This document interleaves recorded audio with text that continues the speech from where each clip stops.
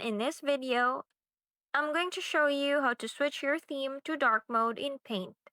Start by opening Paint on your PC.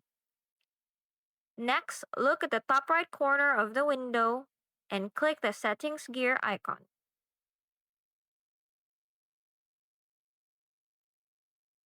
And as you can see, the Settings panel will open, displaying several customization options for Paint. Locate the App Theme settings and click the drop-down menu next to it.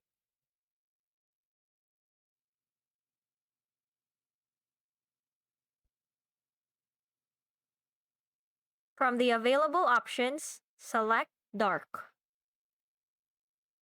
And as you can see, Paint will immediately switch to dark mode, changing the interface to a darker color scheme that's easier on the eyes, especially when working in low light environments. If you ever want to switch back, simply return to the same settings and choose light or use system settings depending on your preference. And that's it. Thanks for watching.